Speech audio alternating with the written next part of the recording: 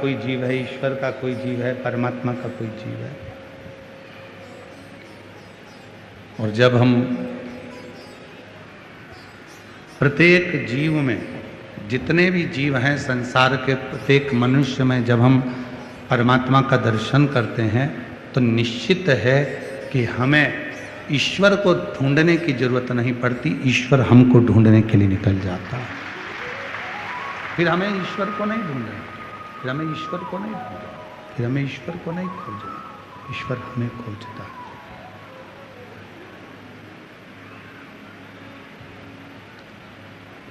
और देख लिया संसार हमने, देख लिया सब मतलब के यार हमने, देख लिया झूठे नाते झूठे रिश्ते, झूठे नाते झूठे रिश्ते, झूठा है संसार हमने देख लिया सब मतलब के यार हमने देख लिया, देख लिया संसार हमने देख लिया, देख लिया संसार हमने देख लिया। शिव आराधना करती है, शिव साधना करती है, भगवान शंकर की अविरल भक्ति करती है, शिव का भजन करता है, शिव का स्मरण करता है। ब्रह्मा जी भी भगवान शिव को समझ नहीं पाए थे, ब्रह्मदेव भी भगवान शंकर को समझ नहीं पाए,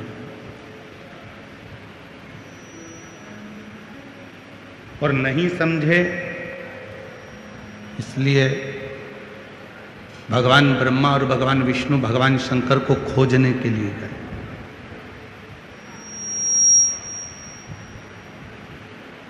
दोनों खोजने के लिए गए।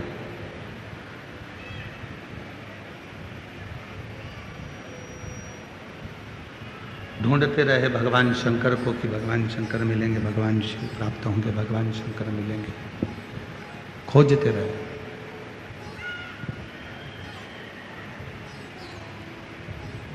पर बिना शिव की कृपा के संसार में कोई नहीं जन्मा जो शिव को समझ पाए। स्वयं 33 कोटि देवता भी, स्वयं 33 कोटि देवता भी भगवान शंकर को समझ नहीं सकते जब तक भगवान शिव कृपा ना करे, भगवान शंकर जब तक करुणा ना करे। प्रेशर नहीं आ रहा है, प्रेशर खोलो सारा। जब तक भगवान शिव कृपा न करें तब तक 33 कोटि देवता भी समझ नहीं सकते भगवान शिव।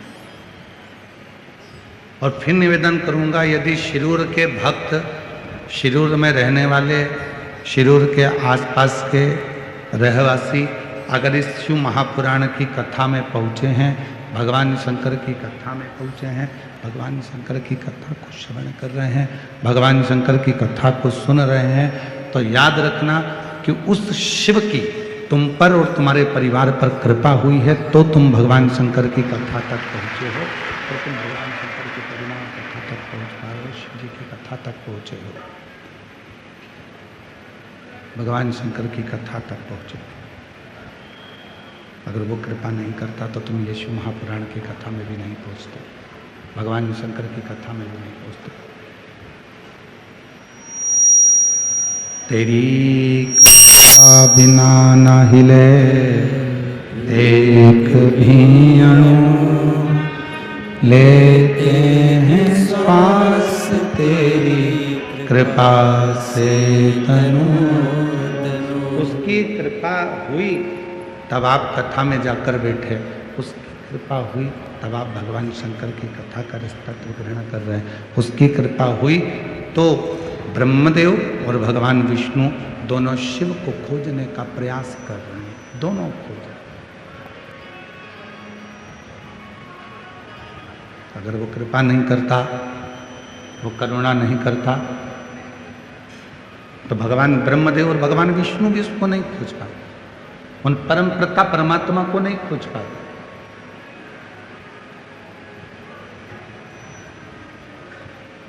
गए ब्रह्मा जी ऊपर भगवान शिव को खोजने के लिए, और भगवान नारायण पाताल में गए शिव जी को खोजने के लिए। खूब खोजा पर वो मिला नहीं। आखिरी में फिर एक बड़ा सा पर्वत, उस पर्वत को घुमाना प्रारंभ करा दोनों ने, और दोनों ने जब पर्वत को घुमाना प्रारंभ करा तब एक अग्नि का खंभ जैसा एक शिवलिंग की आकृति प्रकट हो। प्रथम शिवलिंग इस भूमंडल पर, इस संसार सागर में प्रथम शिवलिंग यदि किसी ने प्रकट करा था और प्रथम शिवलिंग की पूजन यदि किसी ने करी थी तो वो भगवान ब्रह्मा और भगवान विष्णु ने करी थी, और प्रकट भी उनने करा और पूजन भी उन्होंने। प्रकट भी वही करे और पूजन भी वही करे।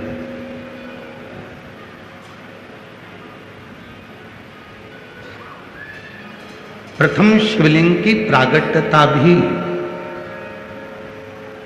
भगवान ब्रह्मदेव और भगवान विष्णु करें, और पूजन भी वही कर रहे हैं। और आप सभी को स्मरण में आना चाहिए, सिरूर की धरा पर बैठकर आप कथा का रसतत्व ग्रहण कर रहे हैं तो आपके विवेक में एक बात रहना चाहिए। जब देवासुर संग्राम हुआ, देवता और असुरों का संग्राम प्रारंभ हुआ, और जब देवता और असुरों के संग्राम में,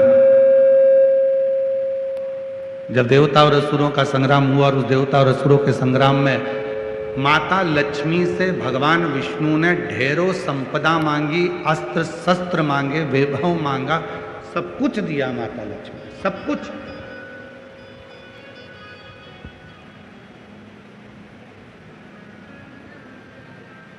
कुबेर जी से मांगा, कुबेर जी ने भी सब कुछ दिया। अब एक समय ऐसा आ गया कि ना तो कुबेर जी के पास कुछ बचा, ना लक्ष्मी जी के पास कुछ बचा। लक्ष्मी जी के पास भी कुछ नहीं बचा था और कुबेर जी के पास भी कुछ नहीं बचा, सब कुछ समाप्त हो गया। और एकांत में माता लक्ष्मी जी बैठ गई, एकांत में।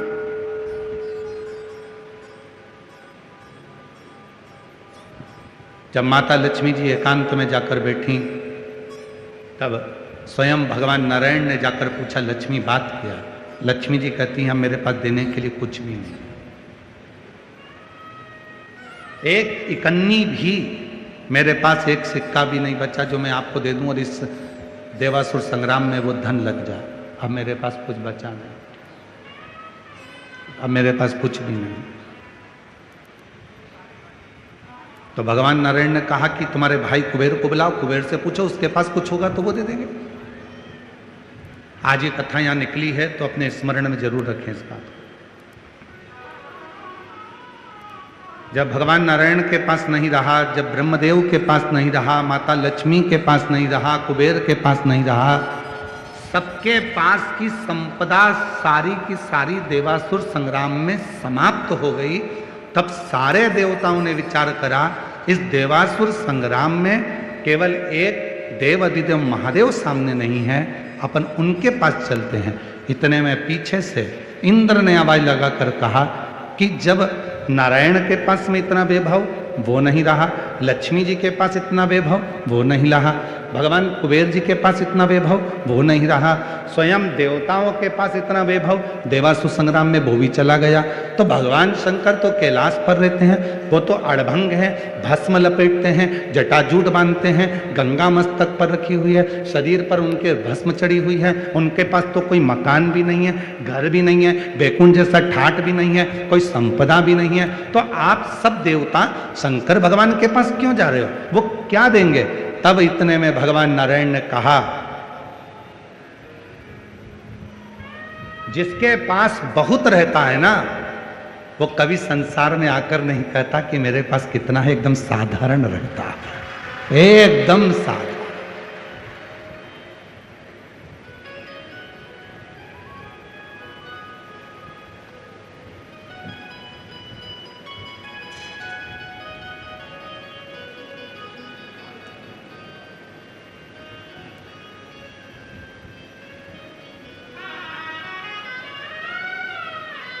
कल एक किसी ने एक वीडियो, सिरूर की एक वीडियो डाली है किसी ने, कोई यूट्यूबर होगा जिसने डाली हो, अगर वो बैठा हो यूट्यूबर तो हम उसको बुलाएंगे, उसको भी हम सम्मान करेंगे। उसने एक वीडियो डाली, वो वीडियो पर नीचे बहुत सारे लोगों ने अपना अपना भाव लिखा। सिरूर की वीडियो है।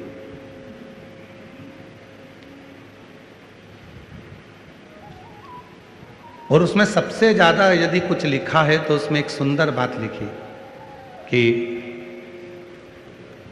1 करोड़पति व्यक्ति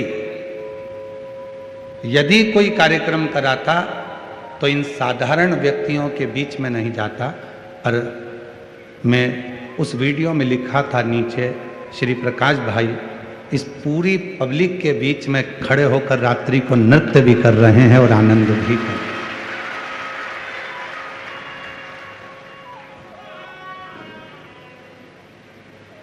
श्री प्रकाश भाई रसिकलाल जी धाड़ीवाल जी के लिए उसमें लिखा, जिसने वो वीडियो डाली हो अगर वो कहीं बैठा हो यूट्यूबर तो आ सकता है। अगर वो यूट्यूबर कहीं बैठा हो जिसने भी, एक सहजता का विषय, जिसके पास वैभव की कमी नहीं है, धन की कमी नहीं है, संपदा की कमी नहीं है। एक जरा सा दुकान वाला व्यक्ति, उसकी दुकान चलते चलते खूब जोरदार चलने लगती है तो उसके अंदर अहंकार आ जाता है। मैं और यहां बैठूंगा, मैं और यहां जमीन पे बैठूंगा, मैं और इतनी दूर कथा सुनने जाऊंगा, मैं और ऐसा करूंगा, मैं और भंडारे में भोजन करूंगा। जरा सा धन आता है और व्यक्ति के अंदर अहंकार आ जाता है। और 1 करोड़पति व्यक्ति भी जिसके पास में कई फैक्ट्रियां हो, धन हो, वैभव हो, और उसके बाद भी वो तुम्हारे पास में, तुम्हारे साथ में रात को कीर्तन कर रहा हो, भजन कर रहा हो, स्मरण कर रहा हो, तो जीवन का एक सुख हमको प्राप्त होगा, एक आनंद प्राप्त होगा। ये कथा के मध्य में ये सीख सीखने को मिलती है। जिस पेड़ में ज्यादा फल लग जाते हैं वो पेड़ हमेशा झुकता है, और जिस पेड़ में फल कम लगते हैं, 2-4 फल लगते हैं, तो भी ऐसा ऐसा हवा में डोलता रहता है। 2-4 प्लाट ले लिए, 1-2 दुकान हो गई, इसके बाद तो ऐसा डोले कि मेरे बराबर कोई नहीं। और जिस वृक्ष में ढेर सारे फल हैं वो एकदम नम्रता के साथ झुक कर चलता है, अपनी जिंदगी को सार्थक बनाकर चलता है, धन से नहीं है।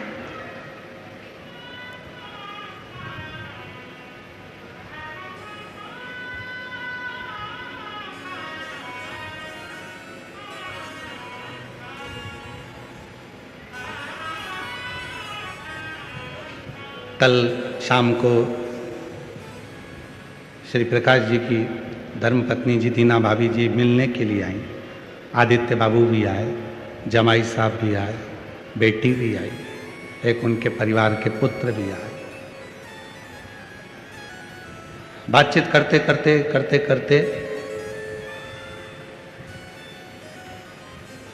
श्रीमती दीना माता जी कहती हैं, भाभी जी कहती हैं कि गुरुजी अब हम जाएं, पंडाल में बहुत सारे लोग भोजन कर रहे होंगे तो सबको खड़े होकर भोजन कराना। सुनकर आत्मा तृप्त हो, मन तृप्त हो। एक समर्पण का भाव किसको कहते हैं? तो भगवान, इस संवाद को शिरूर वालों के दिमाग में होना चाहिए कि लक्ष्मी के पास भी लक्ष्मी चली गई थी, कुबेर के पास भी लक्ष्मी चली गई थी, धन संपदा किसी के पास नहीं बची। भगवान नारायण के पास भी नहीं रही, ब्रह्मा जी के पास भी नहीं रही, इंद्र के पास भी नहीं रही, गरुण वरुण सारे देवता जब देवासुर संग्राम में सब कुछ हार चुके थे, समाप्त हो गया था, युद्ध लगातार चल रहा था और वो देवासुर संग्राम में कुछ नहीं बचा, तब आखिरी में किसी ने कहा कि एक बार शिव जी के पास चलते हैं। तो इंद्र ने पीछे से कहा शिव जी के पास क्यों? उनके पास तो भस्म है, राख है, जटाजूट है और मृगछाला है, गंगा की धारा है और कुछ भी नहीं है, बेलपत्र पड़ी रहती है, वो भी सूख चुकी होगी, वो क्या देंगे अपने को? तो इतने में भगवान विष्णु कहते हैं जिसके पास बहुत होता है वो कभी दिखावा नहीं करता, वो आनंद के साथ मस्त होकर नम्रता के साथ बिना दिखावे की जिंदगी को जीना पसंद करता है।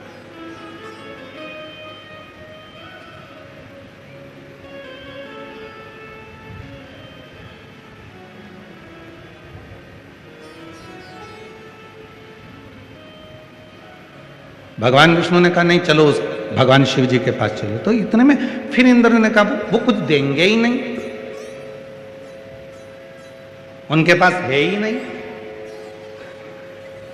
सभी लोग कहते थे कोरोना काल में, जब कोरोना काल में नहीं, नोटबंदी के समय पर जब नोटबंदी हुई तो सब कहते थे हमारी माता जी के पास तो कुछ भी नहीं है, मेरी जीजी के पास तो कुछ भी नहीं है, जितना तो तुम्हारी दुकान में नहीं निकला उतना जीजी के चावल के डब्बे में निकल गया।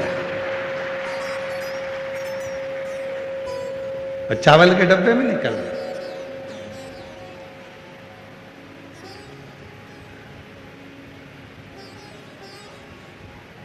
तुम्हारे नोट तो फ्रेश निकले, उसके तो कीड़े खा गए। सोचो कितनी करोड़पति होगी जिसके नोट कीड़े खा रहे हैं।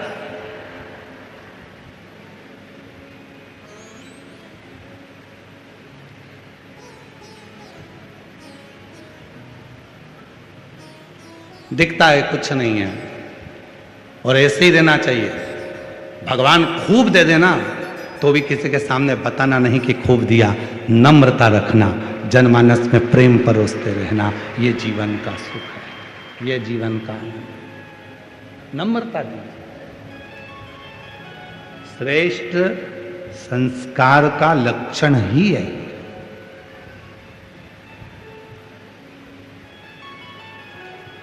और सावधान होकर अपनी जिंदगी को जीते।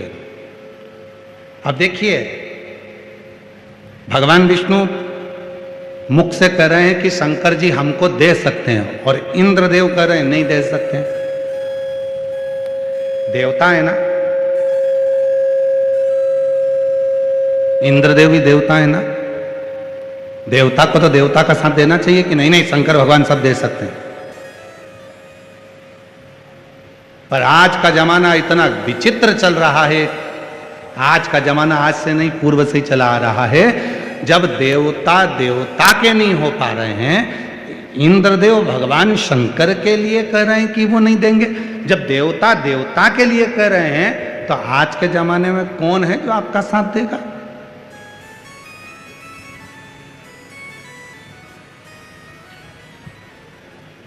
इसलिए थोड़ा सावधान होकर जिंदगी जीना। अपने ही दांत अपनी ही जीवान को काट देते हैं। दांत भी अपने हैं और जीवान भी अपनी है। कभी कभी अपनी जीवान को अपने ही दांत काट देते हैं, उसी तरह कभी कभी अपना बनकर अपनों को ही अपने निपटाने का सोचने लगते हैं। कोई दूसरा नहीं है।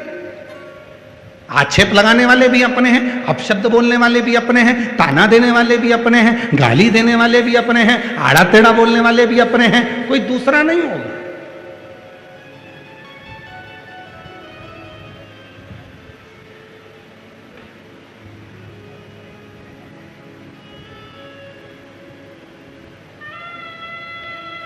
आज टीवियों पर बहुत, जब टीवी खोलो तो एक जंग छिड़ी हुई है सनातन में, एक दूसरे पर आक्षेप लगाने की, एक दूसरे को आड़ा टेढ़ा कहने की। कोई दूसरा नहीं बोल रहा, कोई दूसरा उंगली नहीं उठा रहा, कोई दूसरे धर्म का व्यक्ति आकर आक्षेप नहीं लगा रहा, कोई दूसरे धर्म का व्यक्ति आकर अपशब्द नहीं कर रहा है। अपने ही अपने को आक्षेप लगा रहा है, अपने ही अपने को ताना दे रहे हैं, अपने ही अपने को अपशब्द कर रहे हैं।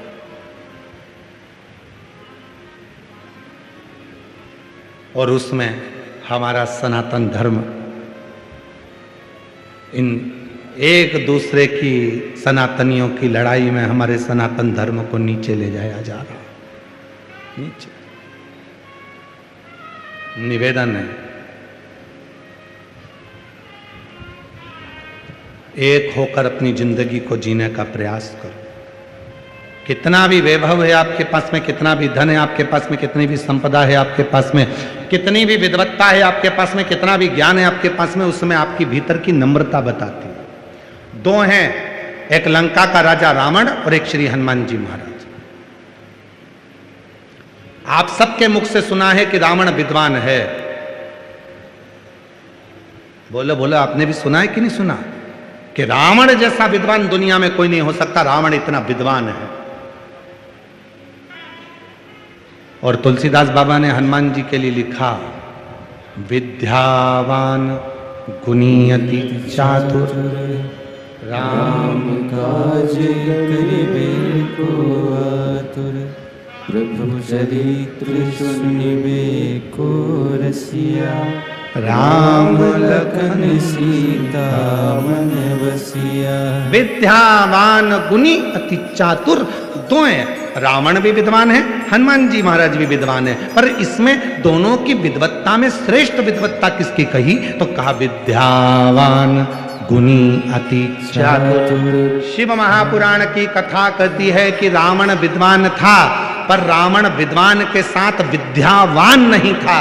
विद्यावान किसको कहते हैं कि बहुत सारा ज्ञान आपके अंदर आ जाए, बहुत सारा वैभव आपको मिल जाए, बहुत सारी संपदा आपको मिल जाए और आपकी जिंदगी में आप एकदम नम्र बन जाएं, छोटे बन जाएं, तो समझ लेना कि आप विद्यावान गुणी अति चातुर। तो समझना कि आप विद्यावान हो गए, तो समझना कि आपके पास में संपदा हो गई, तो समझना कि आपके पास में वैभव हो गया।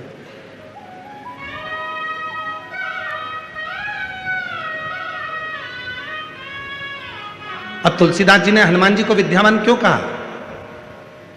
रावण को तुलसीदास जी विद्वान कह रहे हैं, रावण को तुलसीदास जी विद्वान कर रहे हैं, पर हनुमान जी को विद्यावान कर रहे हैं, क्योंकि विद्वान बनना सरल है पर विद्यावान बनना कठिन है। हनुमान जी विद्यावान क्यों कहलाए? क्योंकि जब वो लंका में प्रवेश कर रहे थे, इतने बड़े नगर में प्रवेश कर रहे थे, सुरसा नाम की एक राक्षसी भी उनके सामने आ गई थी, लंकनी नाम की राक्षसी भी उनके सामने आ गई थी, और हनुमान जी एक छोटा सा रूप रखकर उनके सामने आ गए, उनके सामने नमन किया, प्रवेश करने लगे। और यही विद्वान की, एक विद्यावान व्यक्ति की सबसे बड़ी निशानी होती है कि जब आप किसी के पास जाओ, कितना भी धन तुम्हारे पास हो, कितनी बड़ी भी कुर्सी तुम्हारे पास हो, कितना बड़ा भी पद तुम्हारे पास हो, जिससे मिलने के लिए जा रहे हो वो भले छोटा या बड़ा क्यों ना हो, आपकी नम्रता से आपको उसको नमन करना चालू करना चाहिए। ये विद्यावान गुणी अति चातुर, राम काज करिबे को आतुर, प्रभु चरित सुनिबे को रसिया, राम लखन सीता मन बसिया, सूक्ष्म रूप धरि सियहि दिखावा, विकट रूप धरि लंक जरावा, भीम रूप धरि असुर संहारे, रामचंद्र जी के काज सवारे। हनुमान जी विद्यावान।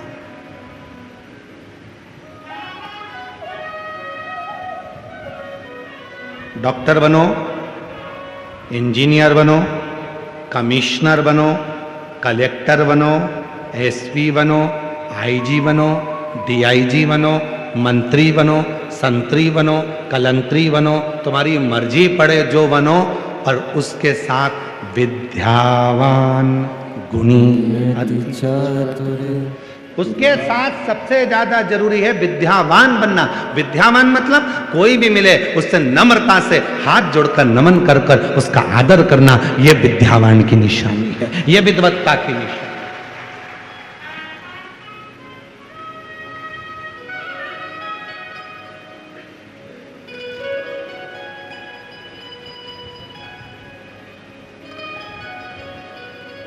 पढ़ी लिखी लड़की आती है शादी कर कर बहू बनकर, सास से पूछती है कितनी पढ़ी हो मम्मी तुम? सास कहती है बेटा मेरे समय पर तो मैं केवल 10th क्लास तक पढ़ी हूं। 10वीं? बस 10वीं? हाँ, और मैं MBA। अब बहू के मन में आता है कि ये 10वीं फेल, मुझे क्या सिखाएगी, मैं इसको सिखाऊं। फिर सास ने कहा बेटा मैंने सुना है तुझे सब कुछ बनाना आता है, आइसक्रीम बना सकती है, हाँ मम्मी, अभी लाई बना के गई। अटैची खोली, अटैची में से बुक निकाली, रेसिपी बुक। 2 किलो दूध धीमी आंच में हिलाओ, बेकिंग पाउडर डालो, फिर हिलाओ, थोड़ा ड्राई फ्रूट्स डालो, फिर हिलाओ, थोड़ा शक्कर डाल के फिर हिलाओ। 1 घंटा फ्रिज में रखो, बुक बंद। 3 घंटे के बाद में सास ने फ्रिज खोला, बहू को आवाज लगाया, बेटा, ओ बेटा। बेटा बोली, हाँ मम्मी। ये फ्रिज में घंटा किसने रखा? मम्मी, मैंने। क्यों? रेसिपी बुक में लिखा था 1 घंटा फ्रिज में रखो।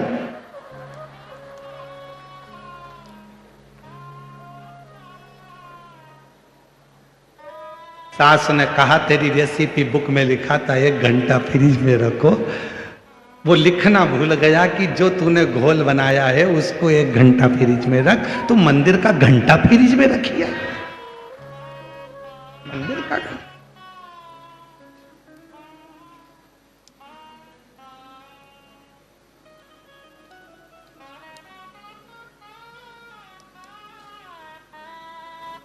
कल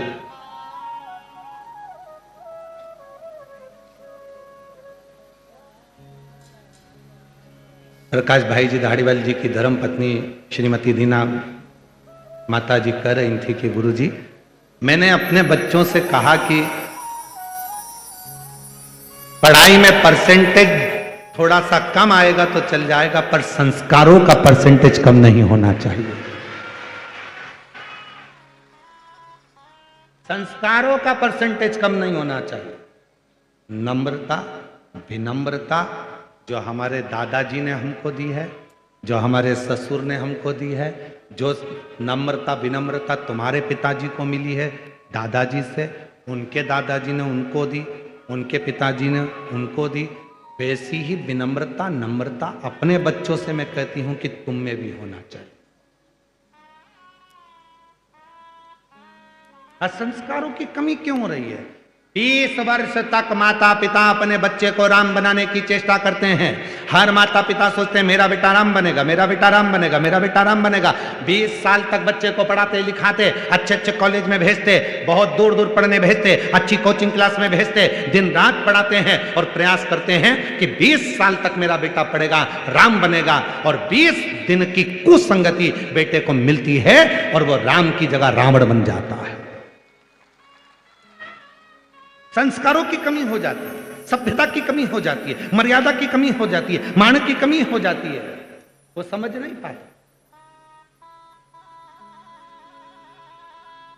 सास 10वीं फेल है, बहू MBA BA CA सब कुछ पढ़ी हुई है, फिर भी बहू को सोचना चाहिए कि मैंने किताब की पढ़ाई करी है और मेरी इस सास ने ठोकर खा खा कर अपनी पूरी परिस्थिति को देखकर वो पढ़ाई करी है जो जिंदगी में कोई नहीं कर सकता।